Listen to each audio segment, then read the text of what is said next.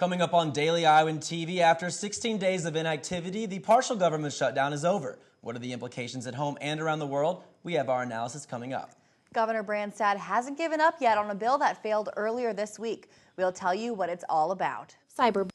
And in sports, Hawks and Bucks. We've got you covered. We've got all that at the top of the hour. Your special live edition of Daily Iowan TV starts now. I'm Tom Brokaw. For more than 100 years now, the University of Iowa community has been waking up to the Daily Iowan. Today, it's the largest newsroom in eastern Iowa. And now you can see the news every night on Daily Iowan TV and get it anytime worldwide at dailyiowan.com.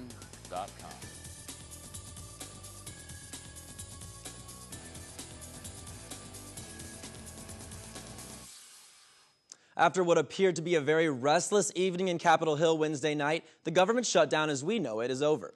Government workers returned to work Thursday morning, national parks reopened, and stocks went up. This all happened right after Congress passed a bill ending the shutdown after 16 days. Welcome everyone to our live edition of Daily Iowan TV. I'm Reed Chandler. And I'm Rebecca Hager. As federal workers returned to work Thursday, President Obama, in a national address, said that U.S. credibility is damaged around the world following the shutdown. A sentiment also echoed by many experts. They say the U.S. failed to be a leader, and polls are showing many Americans blame Republicans for the shutdown. Although the debt ceiling was raised, the approved budget of next year goes until January 15th of next year, so this will not be the last that we see of the issue. The Iowa Supreme Court raised standards for Iowa lawyers who represent parents in child welfare cases. The court now requires them to take at least 3 hours of continuing legal education starting in 2015. The court hopes it will improve the quality of legal representation in the future. Voters learned more about their Coralville City Council candidates during a forum Wednesday evening. The city's nearly $270 million debt was the central topic discussed at the forum, sponsored by the Iowa City Area Chamber of Commerce. The 8 candidates had a chance to ask questions about their platforms and voice their ideas to improve Coralville. Make every effort we possibly can to improve our financial situation and reduce the debt limit, but that is only part of the equation. The 2013 city elections will be held on November 5th, and the newly elected council members will begin their term the 1st of January. In April, a bill to expand the definitions of bullying and harassment in school systems failed. It gave school officials the ability to monitor bullying beyond school grounds through outlets like social media. Daily Iowan TV reporter Tasha Woods explains how. I'm standing here at West High School in Iowa City. This fall, Governor Branstad plans to initiate his anti-bullying legislation. Even though the last legislative session, his anti-bullying initiative failed. This particular issue doesn't appear to resonate much with West High, according to Assistant Principal Molly Abraham. I think we are doing everything that legislation would include. We have, policy in our handbook. We try to get, the message out to all our school community, and then we try to address everything that we hear about.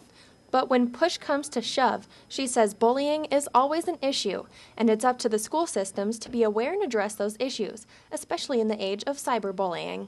In the 2012 Iowa Youth Survey, 57% of the 6th, 8th, and 11th graders surveyed reported some experience being bullied in the previous 30 days.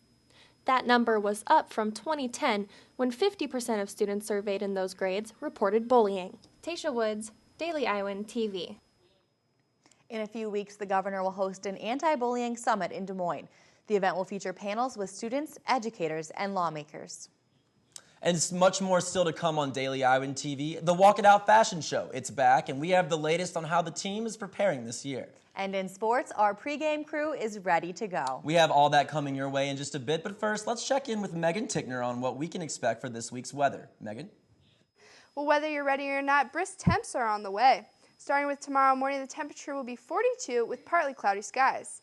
Moving into the afternoon, the high will only reach about 52 degrees, but should drop slightly in the evening to 48. Checking out the rest of the forecast, partly cloudy skies seems to be the theme. Saturday, the temperature will reach 55 degrees with cloudy skies. On Sunday, that high temp will reach to 62. Monday, Tuesday, and Wednesday all show highs only in the upper 40s. Thursday, we will get a little break with the temperature raising up to 57. So don't forget to wear your warmer clothes this week if you're planning on going outside. That's all I have here. Back to you two at the desk. University of Iowa students are walking it out. In multicultural clothing, that is. One organization on campus is working to increase diversity in Iowa City with fashion. Our own Stefan Duran shines a light on students strutting their stuff, cultural style. Hey guys, welcome to this week's Spotlight Iowa City.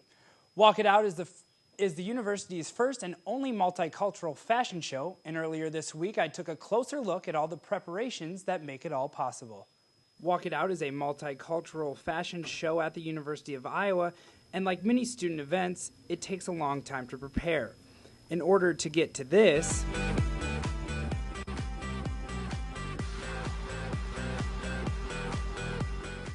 Walk It Out board members must figure out who they want to represent the multiple cultures. You ask them, like, why do you want to choose this particular group? You know, it's kind of different from your background. And they would say that, oh, I want to learn more about this type of culture, and I want to, learn about from the people who are part of this group.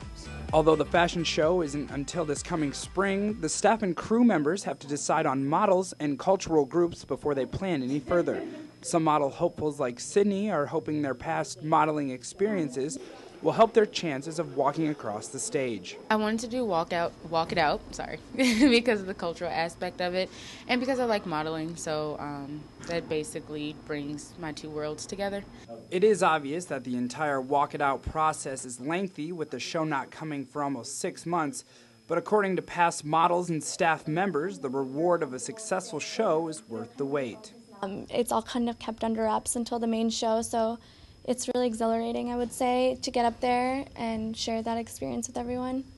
The fashion show, like I mentioned before, isn't until next spring, so mark down April 19th in your calendars. Guys?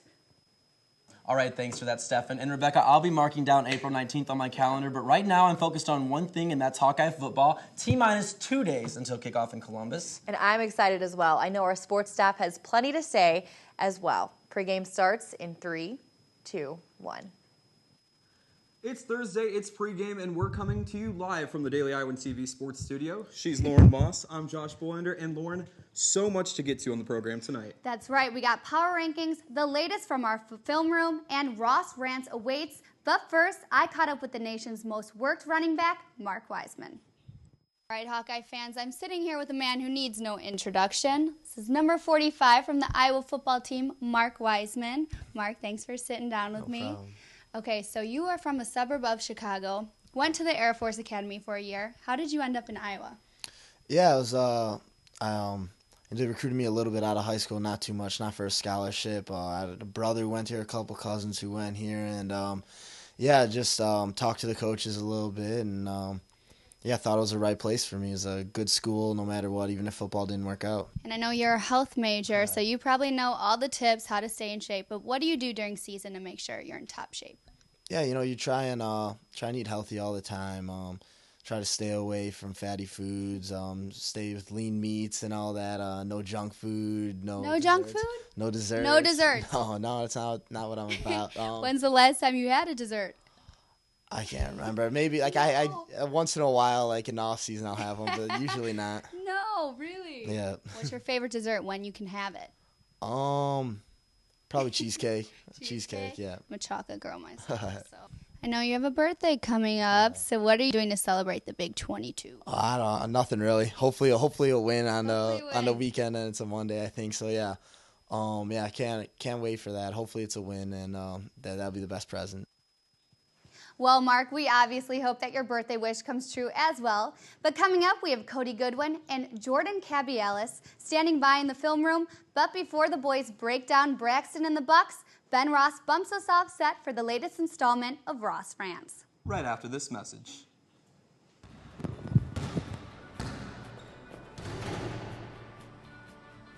We're bigger, we're deeper, and we're more experienced than we've ever been. But here's White, that's the throw. Evans gets the step on the drive. Thanks, guys. Hi, all. You know what I am this week? I'm happy. Do you know why I'm happy? Because Iowa didn't lose this week in football. Do you know why they didn't lose in football? Because they didn't play. These bye weeks are almost like a vacation for those like myself who cover the team on a weekly basis. I got to sleep 8 hours a night, do my laundry, and catch up on homeland. In fact, I would be willing to bet there's just one person who enjoys a bye week more than I do, and that's Iowa coach Kirk Ferentz. Iowa had the luxury of this bye week to lick its wounds. The head coach said his team would be in trouble if it had a game this past week, and he's right.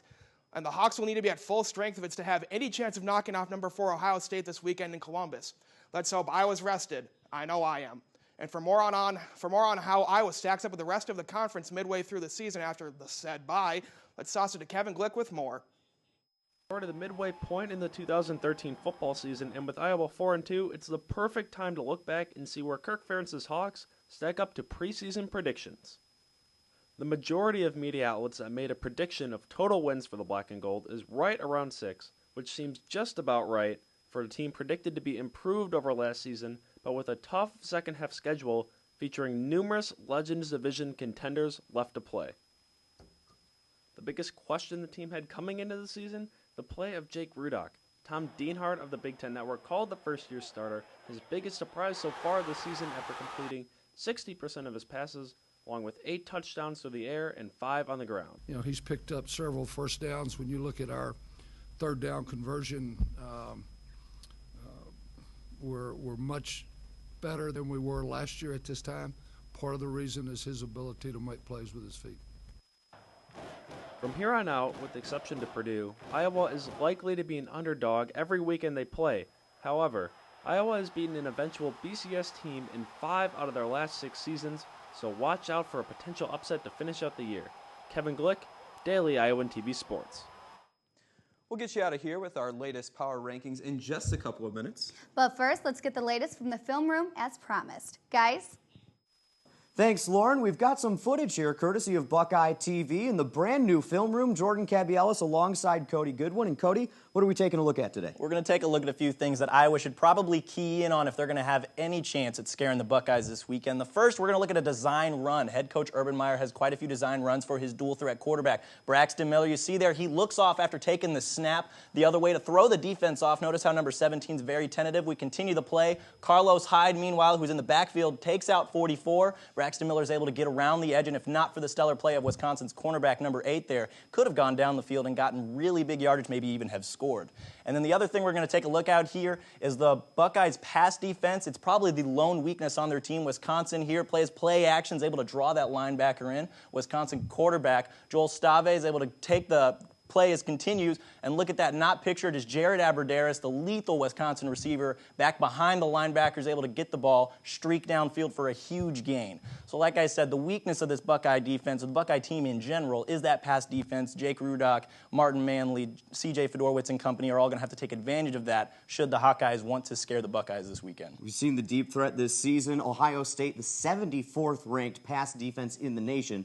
Something Iowa should attack if they want any chance of beating the 4th-ranked Buckeyes. That's all we have for you today, but before we go, be sure to check out the latest injury report with Whitney Blakemore and Allie Raisley on DailyIowan.com. And finally, let's get down to it, our power rankings for the Week 7 of the college football season. Boilers in the basement for the 7th straight week. Illinois, Minnesota, and Indiana coming in at numbers 9, 10, and 11. The hometown Hawks grabbed the 8th spot this week. Penn State surprisingly stuck at number 7, with Fitz Cats and Brady Hoke's Michigan Wolverines penciled in at spots 6 and 5. The Spartans grab our number 4 slot, with Nebraska climbing all the way back to number 3, with Wisconsin and Ohio State rounding out our top 4. Well, thanks for joining us tonight on Pregame, and be sure to tune back in this Sunday for full highlights and analysis of everything Buckeyes and Hawkeyes. And remember, on Iowa, and snap that streak. Well, that is all we have for you guys on this live edition of Daily Iowan TV. But be sure to catch our Friday's edition of the Daily Iowan. Read about how the Iowa City Piedmont Ordinance is faring. And read about a local push to change Iowa's legal system. Thanks for tuning in, everyone. We'll be back at the same time on Sunday, or you can catch us anytime online at DailyIowan.com. Have a wonderful night.